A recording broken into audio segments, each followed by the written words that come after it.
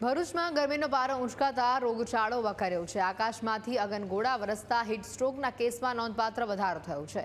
પેટમાં દુખાવો, ખેંચ, ચક્કર આવવા, માથાનો તીવ્ર દુખાવો, તાવ, ઝાડા ઉલટીના કેસો વધતા દર્દીઓને હોસ્પિટલમાં લાઈનો લાગી હોય તે પ્રકારના દ્રશ્યો પણ સામે આવી રહ્યા છે। ભરૂચ સિવિલ હોસ્પિટલમાં લૂ લાગવાના અને ઝાડા ઉલટીના કેસોમાં સરેરાશ 20% વધારો થયો છે। કાળઝાળ ગરમીથી લોકો ત્રાહિમામ પુકારી ઉઠ્યા છે। બપોરના સમયમાં માર્ગો પણ જાણે સુમસામ ભાસી રહ્યા છે। ડોક્ટરોનું માનવું છે કે ગરમીના સમયમાં લોકોએ કામ વગર બહાર ન નીકળવું। જો બહાર જવાનું થાય તો સુતરાઉ કપડાં પહેરવા અને પૂરતા પ્રમાણમાં પ્રવાહી લેતા રહેવું તેમજ બહારનો ખોરાક આરોગવાનું ટાળવું જોઈએ।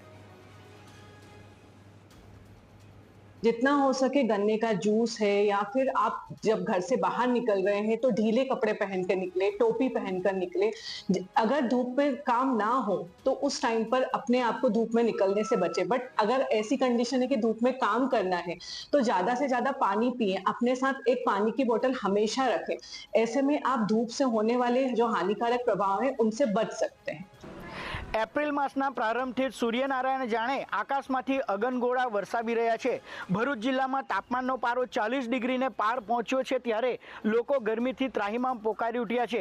જે બજારોમાં અને જે માર્ગો પર ચહલપહલ જોવા મળતી હોય છે ત્યાં હાલ સુનકાર ભાસી રહ્યો છે અને લોકો ભર બપોરના સમયે ઘરની બહાર નીકળવાનું ટાળી રહ્યા છે, તો બીજી તરફ લોકો ઠંડા પીણાનો પણ સહારો લઈ રહ્યા છે। ગરમીના મોસમના કારણે ભરૂચ જિલ્લામાં જે માંદગી છે તો માંદગીના પ્રમાણમાં પણ વધારો નોંધાયો છે।